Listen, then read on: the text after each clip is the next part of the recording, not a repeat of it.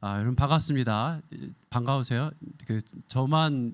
저도 이제 교회 다니기로 이제 마음 먹고 지금 한 달 만에 교회 왔기 때문에 되게 여러분 반갑고 좋습니다. 여러분 기도해 주신 덕분에 그 7월 한 달 안식월로 너무너무 잘 진짜 풍성하게 보냈습니다. 진짜 제가 눈 감았다 뜨니까 8월인 거예요. 그래서 아마 임 목사님도 이제 곧 경험하시게 될 거예요. 눈 감았다 뜨면 9월입니다. 그래서 이제 한 달 금방 지나가는데 돌아보니까 너무 감사한 시간이었습니다. 다른 무엇보다 이제 가족들하고 함께 시간을 보낼 수 있었던 거 그게 너무너무 감사했고요. 그리고 이제 보내는 동안에 딸아이랑 여기 뭐 플랫락 무슨 네이처 센터가 있어요. 저희 집 가까운데 거기 이제 하이킹 코스가 이제 몇 개 있는데 거기도 한 서너 번 가고 또 이제 아는 목사님들하고 이렇게 운동도 좀 하고 우리 목회자들하고도 이렇게 하고 하면서 몸도 마음도 이렇게 잘 쉬는 그런 안식월을 보냈습니다. 그렇다고 제가 마냥 논 건 아니고요. 또 이제 할 건 또 했는데요. 일주일에 한 번씩 화요일마다 우리 교육자들 모임도 하고 또 이제 우리 교회만 이게 스탑하고 딴 건 뭐 다 했어요. 이렇게 제가 뭐 이사로 있는 어떤 단체들 모임 뭐 위원으로 있는 뭐 모임들 이런 건 뭐 다 계속 변함없이 계속하고 노회 일도 계속하고요. 그러면서 이제 했는데 진짜 쉰 게 딱 하나 있었는데 그게 뭐냐면 설교를 쉬었어요. 설교를 제가 웬만해 가지고는 제가 1995년도에 사역 시작했거든요. 그래서 그때 전도사로 시작을 하면서부터 지금까지 군대에서 훈련받는 그 몇 개월을 빼고는 이렇게 긴 기간 설교를 안 하기는 처음입니다. 진짜로요. 그러니까 와 이게 정말 이게 몇 개월 또 그러니까 1개월 동안 제가 설교를 안 했는데 하여간 뭐 이번에는 뭐 한국도 제가 코로나 때문에 못 갔고 그러니까 뭐 그리고 또 다른 교회들도 다 뭐 온라인 예배니까 가서 이제 초청 설교도 안 하잖아요. 자, 그래서 그냥 이렇게 보냈는데 목사가 여러분 그 설교를 안 하니까 어땠겠습니까? 좋았죠. 좋았죠. 엄청 좋았습니다. 엄청 좋았는데 사실 이게 목사가 강단을 떠나고 설교를 안 한다는 거 이게 목사의 어떤 정체성으로서는 상상하기 어떤 쉬운 그런 모습은 아니죠. 근데 목사가 아닌 나 하나님 앞에서의 자녀로서의 나 그런 저 자신을 이렇게 좀 되새기는 그런 시간이 됐던 거 그게 정말 너무너무나 좋았던 것 같습니다. 그래서 막 임 목사님 설교 온라인으로 듣는데요. 너무너무 은혜가 되는 거예요. 그 어려운 본문들 다 뚫고 나가실 때 제가 5장 다 지나갔으니까 6장이잖아요. 그래서 5장 다 지나갔고 그래서 진짜 정말 은혜가 되더라고요. 목사님 고생 많이 하셨는데 그래서 정말 목사님 말씀에 정말 아멘하게 되고 지인들이나 친구들이 또 동료 목사님들이 보내주는 성경 요약이나 설교 요약 이런 것들에 정말 그냥 한 개인으로서 하나님 앞에서 한 자연인으로서 이 말씀을 보고 묵상하고 부닥치면서 아멘하게 되는 그런 시간들이 저한테는 너무너무나 좋더라고요. 그래서 여러분 딴 게 아니라 이 안식월이 그런 면에서 정말 저 자신을 이렇게 반추해 보는 시간이 되니까 저는 참 좋았고요. 그러면서 제 마음도 이렇게 많이 이렇게 몽글몽글해지는 거예요. 그래서 어느 날 너무너무 감사해가지고 차 타고 이제 제 아내랑 이렇게 가다가 제가 제 아내한테 그랬어요. 여보, 진짜 감사하다. 우리 이렇게 차 이렇게 타고 다닐 차 있지, 사는 집 있지, 우리 여우 같은 아내랑 토끼 같은 자식들, 딸들 있지. 그러니까 너무 감사하다. 제가 그랬어요. 근데 제 아내가 말이 없는 거예요. 한참 있다 그러는 거예요. 우리 애들이 토끼 같지는 않지. 그러는 거예요. 아니야, 우리 애들이 아무리 좀 튼실하긴 하지만 그렇다고 같다고 할 수는 없잖아요. 토끼 같은 자식들. 그래서 이제 어쨌든 너무너무 감사한 마음이 저한테 이렇게 막 이렇게 풍겨나는 거를 제가 경험했고요. 그리고 특별히 좋았던 게 뭐냐면 저 자신이 너무너무 만족스러운 거예요. 저 자신이. 그러니까 제가 안식월 보내면서 다른 교회 목사님들이나 이제 같이 뭐 여러 동역하는 목사님들한테 저 안식월입니다. 이렇게 7월에 이렇게 얘기를 하면은 선배 목사님들이 그래. 야, 너 거기 간 지 얼마 됐다고 벌써 안식월이야? 막 이런 식으로 그래서 너무 부러워하시는 거예요. 그래서 약간 좀 자랑하는 식으로 제가 그러게요. 저도 이제 안 쉴라 그랬는데 성도들이 쉬어라 해가지고 어쩔 수 없이 쉬는 겁니다. 제가 막 이렇게 말씀드리고 집사님 한 분이 뭐라 그러셨냐면요. 목사님 쉬시는 동안 이렇게 길게 쉬시면서 목사님 없어도 교회가 돌아간다는 거를 목사님도 좀 아셔야 되고, 네? 멋있지 않아요, 여러분? 그리고 성도들도 목사님에게만 의존하지 않는 거를 좀 경험해야 되지 않겠습니까? 그랬는데 저는 그 말씀이 마음에 쏙 드는 거예요. 사람이 중심되지 않은 교회, 하나님이 중심되셔서 하나님 그분만을 높여드리는 교회, 그분이 모든 것을 친히 이끌어 가시는 교회, 생각만 해도 신나지 않습니까? 그러니까 저는 그런 교회가 우리 제자들 교회고 예수반석 교회라는 게 너무너무 마음에 드는 거예요. 이런 멋진 교회에서 제가 함께 사역할 수 있다는 게 감사하고, 또 우리가 가진 게 별로 없지만 이런 믿음의 바탕에서 교회를 이렇게 하고 있다, 정말 이렇게 함께 구성하고 있다는 것 자체가 너무너무 좋고 모든 걸 가진 것 같더라고요. 여러분, 진짜 주님을 만난 사람들이 이런 사람 아닙니까? 하나님께서 중심에 계시기 때문에 다른 어떤 것들이 이렇게 흔들리고 변화가 되고 찌르고 나를 고통스럽게 할지라도 그 진짜 근본은 흔들리지 않는 것, 이게 진짜 예수 만난 사람들이거든요. 고린도후서 6장 9절 10절은 이렇게 말씀합니다. 무명한 자 같으나 유명한 자요, 죽은 자 같으나 보라 우리가 살아있고, 징계를 받은 자 같으나 죽임을 당하지 아니하고, 근심하는 자 같으나 항상 기뻐하고, 가난한 자 같으나 많은 사람을 부요하게 하고, 아무것도 없는 자 같으나 모든 것을 가진 자로다. 여러분, 세상 사람들은요 아무도 알아주지 않습니다. 여러분, 저만 해도 세상 사람들이 저를 알아주겠어요? 시골, 이름 없는 시골에 처박혀 있는 사람 같지만 하나님께서는 내 이름을 알아주신다는 거예요. 하나님이 내 이름을 아시니까 가장 유명한 사람이고, 다 찌그러져서 죽은 사람 같지만 늘 활력 넘치는 그 생생함으로 살아있고, 어려움을 당하고 고통을 당하지만 죽지 않는 사람. 여러분, 이거 중요합니다. 어려움을 당하되 죽지 않는 게 중요합니다. 포기하고 찌그러지고 사라지면 안 돼요. 끝까지 살아남는 힘이 있어야 되는데 이건 주님께로부터만 오는 거거든요. 여러분, 주님 없이 끝까지 갈 수가 없는 거거든요. 근심할 수밖에 없는 상황에 있지만 항상 기뻐하고, 찢어지게 가난한 현실인 것 같지만 여러 사람을 풍성하게 하고 행복감을 안겨주는 사람, 아무것도 가진 것이 없는 빈털터리 같지만 결국 예수 그리스도를 가짐으로써 모든 것을 가진 사람이 예수 만난 사람이라는 거예요. 그러니까 여러분, 그 내면이 얼마나 꽉 차고 그 내면이 얼마나 부유하고 얼마나 풍요롭겠습니까? 그러니까 세상이 안 부러운 거예요. 남부럽지 않은 삶을 살아가는 거예요. 누가 뭐라고 하든, 누구도 이 사람을 흔들 사람이 없고, 누구도 이 사람을 무너뜨리거나 죽일 사람이 없다는 겁니다. 이게 바로 예수 믿는 사람의 행복이고 능력이고 기쁨이고 강점인 것이죠. 여러분, 사도 바울은 고린도후서 4장 7절에서 또 이렇게 말합니다. 우리가 이 보배를 질그릇에 가졌으니 이는 심히 큰 능력은 하나님께 있고 우리에게 있지 아니함을 알게 하려 함이라.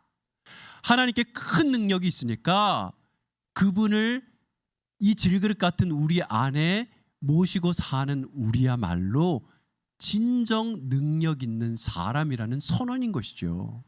여러분, 그래서 제가 이렇게 하나님 안에서 맨날 큰 소리 뻥뻥 치고 살아가는 겁니다. 세상 사람들이 볼 땐 저런 찌질한 인간이 없어요. 저렇게 불쌍한 인간이 없어요. 그러나 여러분, 제가 주눅 들어 사는 것 같습니까? 저는 절대 주눅 들지 않거든요. 예수 그리스도의 보배가 내 안에 있기 때문에 이거는 누구도 못 뺏어가는 겁니다. 제가 죽는 순간이 되어도 이걸 저에게서 뺏어갈 사람이 없다는 겁니다. 여러분, 그게 바로 하나님 믿는 사람의 능력이죠. 우리 인생의 궁극적인 목적은 주님과 연합하고 동행하는 삶이죠. 심히 큰 능력이 하나님께 있어서 그 하나님과 동행하는 그리스도인들은 크게 한번 성공했다고 해서 그 후에 무너지지 않고 실패했다고 해서 낙심하지 않습니다. 주님을 만나면 모든 것이 문제고 모든 것이 난관인 삶에서 모든 것이 감사요, 모든 것이 기쁨인 삶이 되기 때문에 그런 것이죠.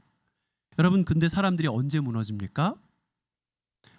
사람들에게 자랑하고 잘 보이려고 할 때는 정말 피곤한 삶을 사는 거예요. 정말 너무너무 비참하고 힘든 삶을 살게 되는 거예요. 여러분, 뭐 그 소셜 미디어 같은 거 해보세요. 예? 엄청난 거 엄청나게 올라오잖아요. 거기에 갖다 나를 대보세요. 자꾸만. 그러면 여러분 바로 망하는 겁니다. 여러분, 나같이 초라한 사람이 어디 있어요? 나같이 불쌍한 사람이 어디 있어요? 그러니까 쟤네들이 저렇게 자랑해? 나도 뭔가 자랑해야 되는데, 이런 식으로 비교하기 시작하면요 정말 불쌍한 삶을 사는 거거든요. 오늘 본문에 등장한 사람들, 예수님이 언급한 사람들이 바로 그런 사람들이에요. 자꾸만 딴 사람의 시선을 신경 쓰는 사람들. 여러분, 그들은 사람의 인정과 칭찬을 받으려고 살아갑니다. 딴 사람들이 나를 칭찬해줘야만 나한테 에너지가 생기고, 딴 사람이 인정해줘야지만 내가 살아갈 힘이 생기는 사람인 거예요. 여러분, 얼마나 비참합니까? 그렇게 하기 위해서 더더군다나 종교 행위를 하는 사람들, 살아계신 하나님 믿고 살아간다는 사람들이 사람들 눈치 보고 살아가는 거예요. 이것처럼 불편한 거 없어요. 하나님께 한 다리 걸치고 세상 사람들한테 한 다리 걸치고 살아가는 거랑 똑같아요. 여러분, 어떻게 되겠어요? 양다리 이렇게 되면 하나님과 세상 사람들의 거리는 상당히 멀어요. 어떻게 되겠? 정말 비참한 일이 벌어지는 거예요. 좀 상상하기 좀 끔찍한 그런 일이 벌어지는 겁니다. 여러분, 예수님 당시 유대인들에게서 가장 중요한 종교적 실천의 어떤 그 세 가지 핵심은 뭐냐면 구제, 기도, 그리고 금식이었어요. 6장 본문에 나와 있는 게 그거거든요. 오늘 두 가지인데요. 기도와 구제와 기도죠, 오늘은. 근데 이 개인의, 여러분 생각해 보면 개인의 경건을 추구하는 삶에 있어서 구제라는 것은 나와 이웃과의 관계, 그리고 기도는요 하나님과 나와의 관계, 그리고 금식이라는 것은 자신과의 관계에 있어서 매우 중요한 경건의 실천적인 요소들이 되는 거거든요. 유대인들에게 있어서는요 이 구제는요 종교적인 의무였어요. 그러니까 자기는 종교적인 의무를 다 한다, 이런 거를 드러내기 위해서 그 어떤 행동들을 하는 거예요. 여러분, 이거 진짜 무서운 거고 진짜 조심해야 됩니다. 사람들에게 보이기 위해서 교회에서 일하면 절대 안 됩니다. 이건 망하는 거예요. 진짜 망하는 겁니다. 내가 나 장로야, 나 목사야, 나 뭐야, 나 이 일에 저 일에 저거 해 아무 의미가 없어요. 여러분, 사람들에게 보이기 위해서 그걸 한다면 당장 그만두는 게 낫습니다. 당시 유대인들이 그랬다는 거예요. 사람들한테 구제할 때에 사람들 다 보는 앞에서 그러고서 하면서 사람들에게 영광을 받으려고 구제 행위를 했다는 거예요. 회당과 거리에서. 주님은요 뭐라 말씀하시면은 너희 앞에 나팔을 불지 말아라 그래요. 나팔 불면서 그런 거 하지 말라는 거예요. 여러분, 나팔 언제 붑니까? 나팔 왜 불겠어요? 사람들더러 나를 좀 주목해 보라는 거예요. 빰빠라밤 하면서 제발 날 좀 봐줘라는 게 이게 나팔 부는 행위거든요. 여러분, 그 고대 나팔 부는 게 언제 부냐면 왕의 어떤 대관식이라든지 아니면 왕의 행차라든지 아니면 전쟁에 나갈 때라든지 사람들을 불러 모을 때라든지 할 때 나팔 부는 거거든요. 근데 그렇게 하면서 구제 행위를 하는 이것 모든 것들 자기 상을 이미 받았다라고 주님께서 선언하셨습니다. 의미가 없다는 거예요. 여러분, 나를 주목해봐라, 나를 주목해봐라 하면서 하는 이 구제행위 의미가 없다는 거예요. 여러분이 어떤 그 선한 행동을 할 때 그 행동은 여러분에게서 어떤 여러분을 드러내기 위한 도구가 되어서는 안 됩니다. 그냥 그거를 잊어버려야 되는 것이죠.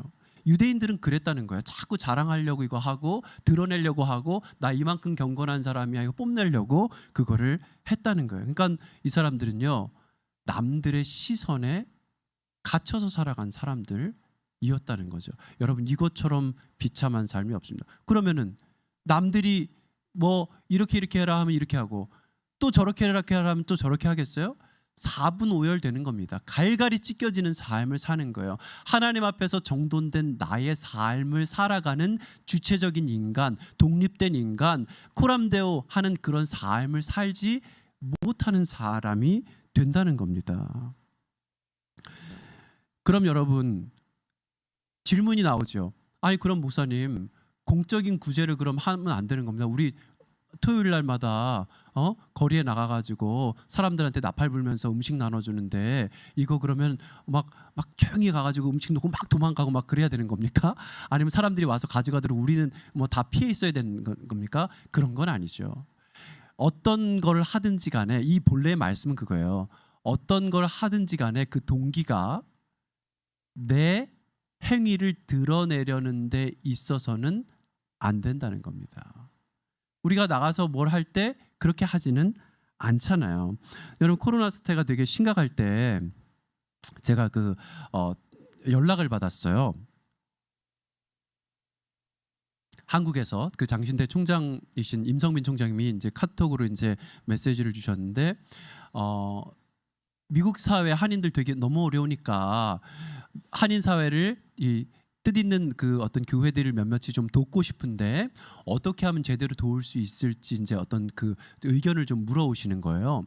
어떻게 도우면 의미 있는 도움이 될까? 그래서 제가 가만히 생각해 보니까 그 신분 있는 분들은 나라에서 돈도 주고 언임플로이먼트 그 신청도 되고 뭐 그렇게 되잖아요. 근데 그 뭐죠? 서류 미비로 이제 좀 힘들어하시는 분들 그런 분들은 이렇게 정부에서 주는 돈도 못 받고 그리고 일을 못 하시게 됐는데도 실업급여를 못 받으시게 됐잖아요. 그러니까 그게 너무너무 안타깝고 현실적인 도움이 되려면 그분들을 도와야 될 것 같아서 저희 교회도 이제 어려운 분들이 있으니까 그런 현실을 말씀드렸어요. 너무너무 어려운 분들이 있다 그렇게 그랬더니만 이제 뭐 한국의 뭐 소망교회라든지 뭐 주한교회라든지 잠실교회 뭐 이런 7교회 장신대 동문 목사님들이 사역하시는 그 교회 7교회에서 15만 불을 미주에 보내신 거예요.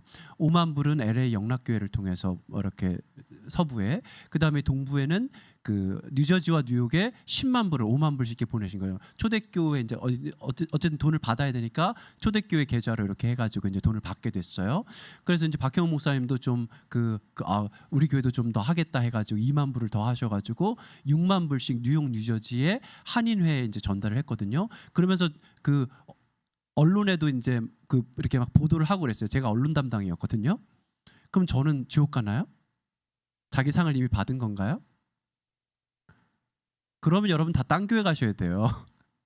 그런 건 아니잖아요. 이런 경우에는 제가 어떻게 개인이 그런 분들을 일일이 찾아가지고 다 도울 수가 없잖아요. 공평하게. 그러니까 당연히 언론을 통해서 알리고 신청을 받아서 도울 수밖에 없었거든요. 그러니까 공공기관 뉴욕 같은 경우는 뉴욕 한인회, 그다음에 뉴저지 같은 경우는 그 KCC 거기에 그런 사역을 이미 하고 있어서 거기에 이제 6만 불씩을 각각 들여서 공고를 내고 필요한 분들이 신청을 해서 이렇게 골고루 나눠드릴 수 있도록 그렇게 했거든요. 그러니까 여러분 공적 구제를 하지 말라는 말씀이 아니에요. 여러분 왼손이 하는 걸 오른손이 모르게 한다. 이게 무슨 말입니까? 왼손도 나고 오른손도 나예요. 그죠? 그러니까 자기 자신도 모르는 사이에 하나님께 완전히 복종되어서 하나님께서 하라고 하시는 일에 자기도 모르게 투신되어 있는 사람, 하나님께 메인바 되어서 하나님께서 가라는 곳이면 어딘지 가고, 사람들이 본다고 해서 시선 의식해서 안 가고 손가락질한다고 해서 안 가고 그런 게 아니라 물불을 가리지 않고 그 일을 해내는 사람, 또 자기를 드러내려고 막 그렇게 하는 사람이 아니라 조용하게 할 수 있을 때는 조용하게 생명을 살리는 데에 온 삶을 불사르는 사람, 그런 사람이 되라는 것이죠. 여러분 어떻게 그런 사람이 될 수 있겠습니까? 주님과 관계가 없으면요, 이런 사람 될 수 없다는 거죠. 정말 철저하게 주님으로만 사는 사람이 되지 않고서는 절대로 이런 사람이 될 수 없다는 거죠. 여러분, 한두 번의 행위를 얘기하는 게 아닙니다. 존재 자체의 변화를 말씀하고 있는 겁니다. 그러니까 여러분, 내 정체성 자체가 완전히 달라지는 것을 이야기하는 거예요.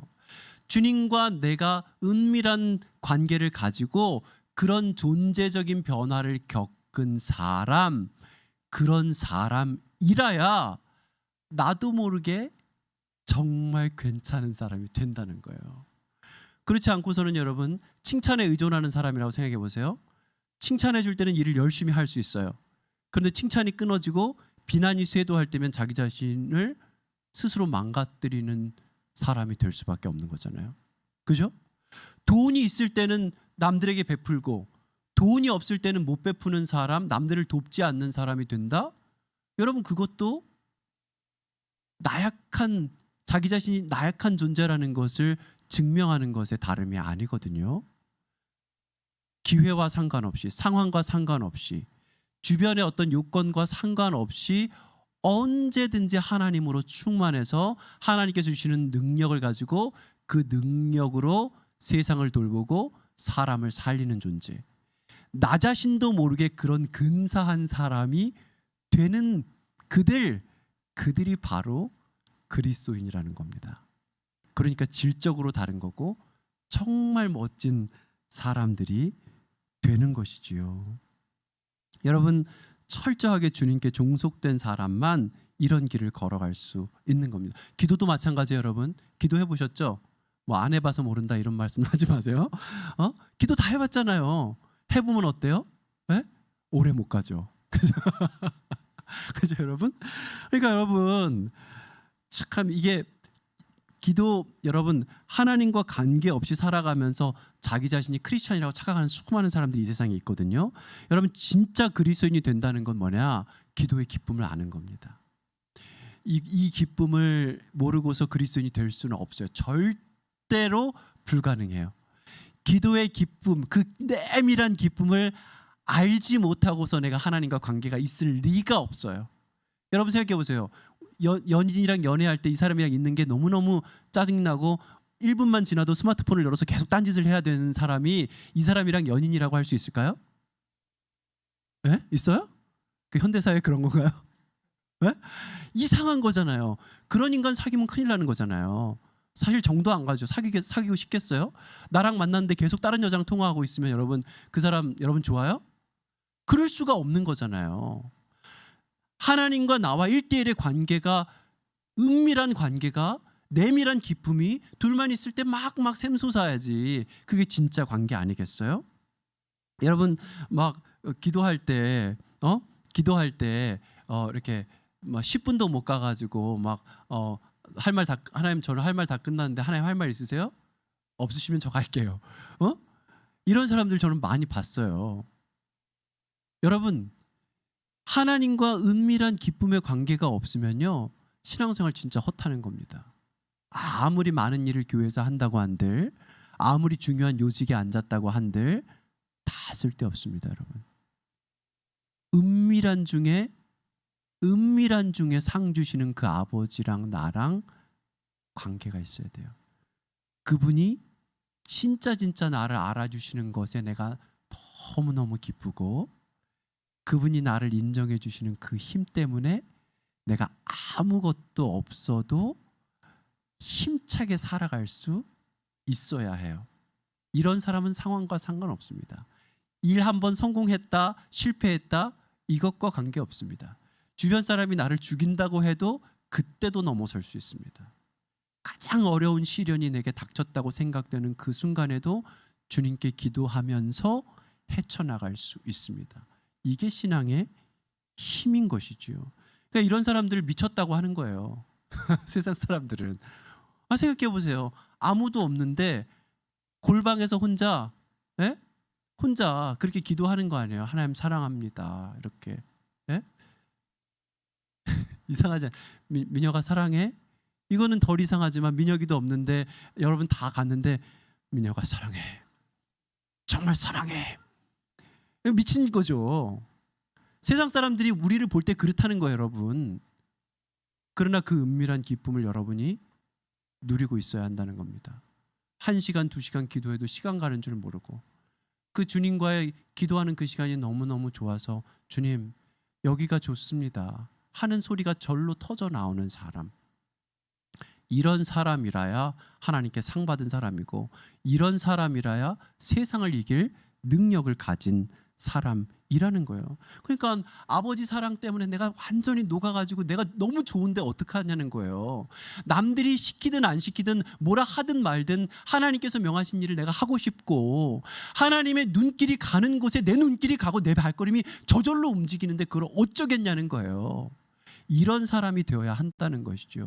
안 그러고 바리새인 수준에서 그냥 남들이 보는 거, 남들이 알아주는 거 그것만 바라고 맨날 나팔 불고 다니는 사람 비참하다는 겁니다. 비참하다는 겁니다. 그런 수준에 머물러서는 안 된다는 거예요. 나도 모르게 괜찮은 사람이 되어야죠.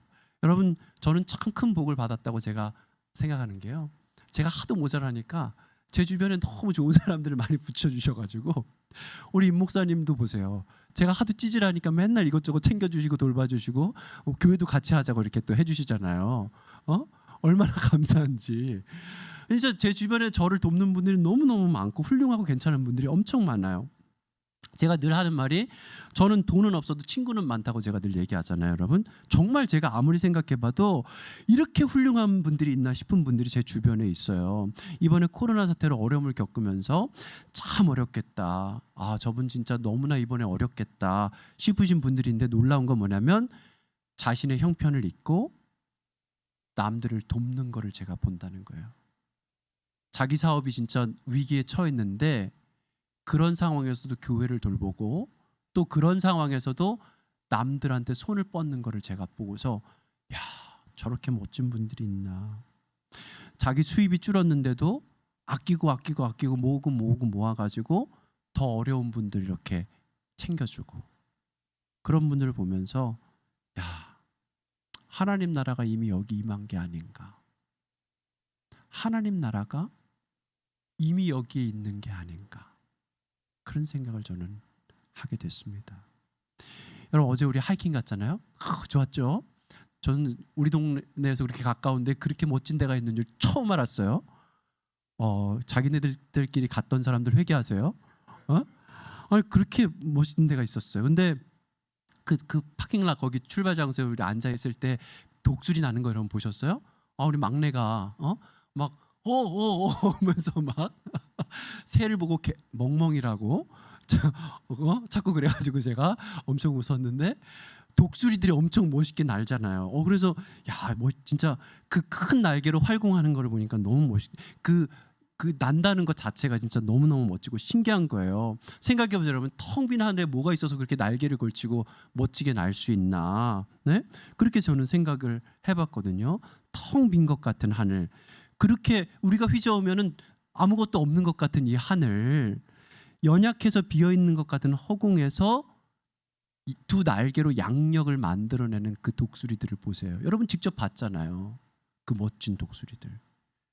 참 신비로웠어요.